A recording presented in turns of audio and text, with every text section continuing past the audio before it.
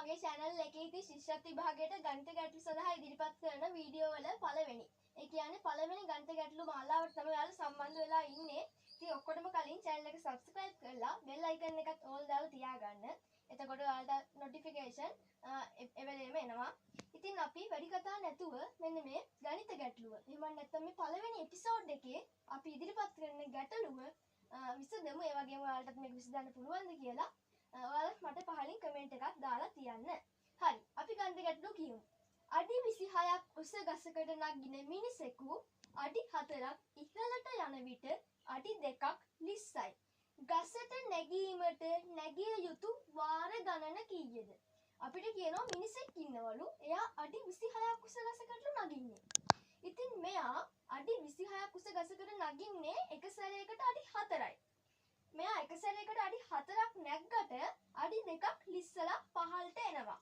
ගසට නැගීමට මෙයාට නගින්න ඒ කියන්නේ දැන් මේ 4ක් ඉහළට ගිහිල්ලා ආයිමත් 2ක් පස්සට ඇවිල්ලා මේ විදිහට ගත කරන්න ඕනේ වාර ගාන කීයද කියලා තමයි හදන්නේ. ගොඩක් අය මේක පහළට මුළු කොලයක්ම පිරෙන්න ලියලා කපලා එහෙම හදනවා. ඉතින් මේ අපේ channel එකේ ඔයාලා බැලුවා නම් තේරෙයි මේකේ තියෙන කෙටි ක්‍රම. අපි ඕනෑම ගැටලුවක් සරල විදිහට ක්‍රිටිකල් මගින් තමයි ඔයාලට ඉදිරිපත් කරන්නේ. හරි. අපි මේකට කෙටි ක්‍රමය මොකක්ද කියලා බලමු.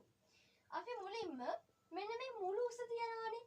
ඒක අපි මෙන්න මේ විදිහට පහලින් ඔයාලට මම පේන්න ටිකක් ලොකුවට ලියන්නම්. මුළු උස කීයද? අඩි 26 අඩි ගාන ඕනේ නැහැ. 26 කියලා ඔයාලා ලියාගන්න. ඊළඟට අපි මේ 26න් මෙයා නගින උස ඒ කියන්නේ බොරුවට. එයා නගින මෙන්න මේ උස. ඒ කියන්නේ මෙන්න මේ අඩි 4 අඩු කරන්න ඕනේ. 26න් 4ක් අඩු කරාම කීයද? 22යි. ඔන්න ඔහොම 22 එනවා. හරි. ඊළඟට මෙයා අඩි 4ක් නැග්ගට අඩි 2ක් පිටිපස්සට යනවා කියලා තියෙනවනේ. අඩි 2ක් පිටිපස්සට එනවා. ඉතින් එහෙනම් අපි මෙන්න මේ පිටිපස්සට එන අඩි 2. ඒ කියන්නේ මෙන්න මේ 22න් මේ අඩි 2න් 22 අඩි 2න් බෙදෙනවා. ඒ කියන්නේ 22 දෙකෙන් බෙදෙනවා. 22 දෙකෙන් බෙදුවම එනවා කීයද? 11ක්. මෙන්න මේ ආපු 11 තියෙනවනේ. අපි මේ ආපු 11ට එකතු කරනවා තව එකක්. 11ට එකක් එකතු කළාම 12යි. ඔයාලා ඕන විදිහකට මේ ගණිත ගැටලුව හදලා බලන්න. මේකේ උත්තරේ එන්නේ 12. අපි කලේ මොකද්ද? අපි මුළු half sheet කොළ ගණන් පිරෙන්න ලිව්වේ නැහැ. ඒවා කපලා බැලුවේ නැහැ. මේ අපි සැබෑවටම කරන්න ගියේ නැහැ. අපි ඊටමත් පොඩි පියවර ගානකින් ලිව්වා, අඩු කළා, බෙදුවා, එකක් එකතු කළා. අනිවාර්යයෙන් මෙන්න මේ එකතු කරන එක ඔයාලා හැම සැරයකදීම එකතු කරන්න ඕනේ. ඒක නියතයි. අපි කලේ අඩි 26 ගත්තා. ඒකෙන් 4ක් අඩු කළා. ඊට පස්සේ දෙකට බෙදුවා, එකක් එකතු කළා. ලේසි. ඉතින් අපි මෙන්න මේ විදිහට පළවෙනි ගණිත ගැටලුව ලිව්වා. ඉතින් ඔයාලා මේක මේ ලියා ගන්න. එතකම් මම දෙවෙනි ගණිත ගැටලුව දාන්න සූදානම් වෙන්නම්. හරි. පළවෙනි ගාන ඉවරයි කියලා හිතනවා. ඉතින් මේ දෙවෙනි ගාන මම ඉතින් තිබ්බ විදිහටම දුරවල් ටික වෙනස් කළා. ඒක පිහිනින් තරගයක් බවට වෙනස් කළා. දැන් වෙනස් කළා. ඔයාලා වෙනම ලියා ගන්න. ඉතින් මේක මොකක්ද තියෙන්නේ? කියමු බලන්න. මීටර් 200ක් දුරක් මීටර් 200ක දුරක් පිහිනන මිනිසෙකු මීටර් 10ක් පිහිනා යන විට මීටර් 5ක් පිටුපසට එනවා. ඒ මොකද රැල්ල නිසා මීටර් 5ක් පිටුපසට එනවා. මීටර් 10ක් පිහිනනවා.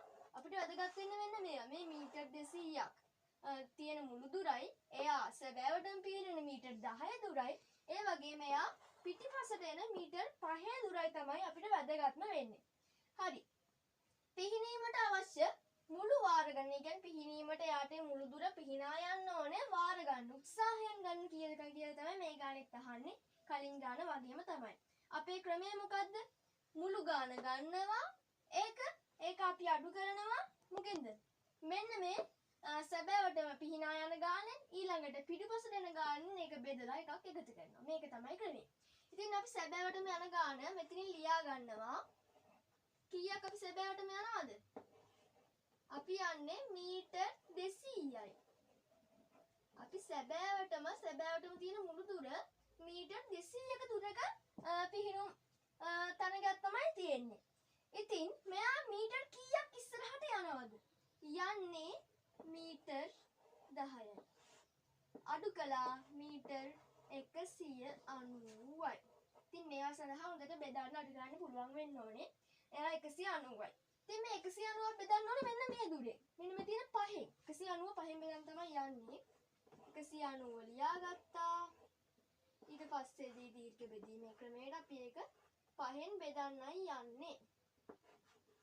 ඉතින් 19ට 5 වත් 3යි 5 රත් 3 15යි 19න් 15ක් අඩු කළාම 4යි 40ට 5 8යි එහෙනම් 38යි. ඔන්න ගාන හරි. එහෙම හිතුවට අපි කලින් කිව්වා මේකට අනිවාර්යෙන් එකක් එකතු කරන්න ඕනේ කියලා. ඉතින් ඔන්න ඔය එකතු කරන්න ඕන එකක් මෙන්න මෙතන මේ 38 එකක් එකතු කරනවා. එතකොට ගාන උත්තරේ එනවා කීයද? 38 එකක් එකතු කළාම 39යි. ඉතින් මේ ගාන උත්තරේ කීයද? 39යි.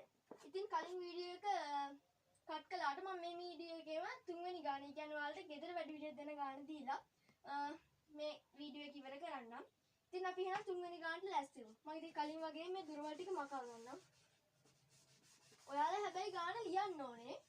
මම ඉතින් මගේ පහසුවට වීඩියෝ එක දිග වෙන හින්දා මේ ටික ඉක්මනට මකා ගන්නවා. අපි මේ සැරේ කරන්නේ මොකද්ද? අපි ගමු ගෙම්බෙක්. ගෙම්බෙක් ගැන ගමු. හරිද? මම මෙන්න මේ විදිහට දුරවල් ටික මකා ගන්නවා. හරිද? ඊළඟට මේකත් මකන්න වෙනවා. එකත් මකන්න වෙනවා. එකත් වෙනවා. ඔය ටික ඔය විදිහටමයි. අපි ලියනවා මොකද්ද? අපි ලියමු ගෙම්බෙක්. අපි ලියනවා ගෙම්බෙක්. අපිට ගානේ තියෙන දේවල් වලට අපිට අවශ්‍ය වෙන්නේ අන්න අර මුළු දුරයි එයා සැබෑවටම යන ගාන ඊළඟට එයාට අඩු වෙන ගාන කියන තුන තමයි අපිට අවශ්‍ය. ඊළඟට අපි ලියාගමු ගෙම්බෙක් යනවා අඩි කීයක්ද හොඳ? අපි දාමු අඩි 28ක්. අඩි 28ක්. අඩි 28ක්. මෙන්න මේ ගණන් හොඳට ලියා ගන්න පැහැදිලිව. අඩි 28ක් උස. ඉතින් ගෙම්බෝ ඉන්නේ කොහෙද? ලිඳේනේ. දැන් අපි ලිඳකට කියලා දාමු. අඩි 28ක් උස ලිඳක්. 28ක් උස ලිඳක්. තරණයට. කියන්නේ ලිඳෙන් උඩට එන්න තමයි ගෙම්බගේ ට්‍රයි එක තියෙන්නේ. ඒකට තමයි මෙයා මේ වැඩේ කරන්නේ. හරිද? තරණයට වරකට කියන එක ලිව්වේ නැහැ. ඔයාලා හිතාගන්න. දුවන්නේ අඩි. එයා වරකට කීයක් යනවද? අඩි 7ක්ද යනවලු. ඒ කියන්නේ ලිඳක් තරණයට අඩි 7ක් පනින ගෙම්බෙක් අඩි 28ක් උස ලිඳක් තරණයට අඩි 7ක් පනි. නමුත් මෙයා මම මේ ගාන පැහැදිලිව කියන්නේ සම්පූර්ණ විස්තරත් එක්ක ලියන්නේ නැහැ. නමුත් මෙයා මොකද්ද වෙන්නේ? මෙයා අඩි 4ක් පහළට එනවා. නමුත් අඩි මම මෙතන ලියන්නම් පැහැදිලි වෙන්න. අඩි 4ක්. මොකද අපි දාන්නේ පහළට එයි. අඩි 4ක් පහළට එයි.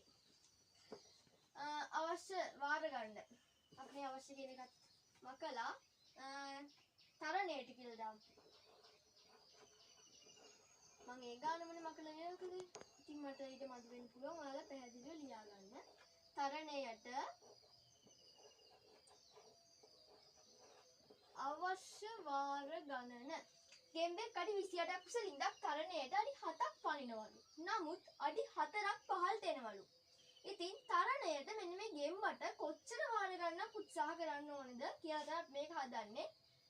මේක ඔයාලා ගෙදර වැඩි. ඉතින් මේ වීඩියෝ එක වෙලාව පොඩි වෙලාවකට නවත්තලා ඔයාලා මේක හදාගන්න. මම ඉතින් මේ වීඩියෝ එකේ අන්තිමට මේකත් හදන්න හැටි කියන්නම්. හරි.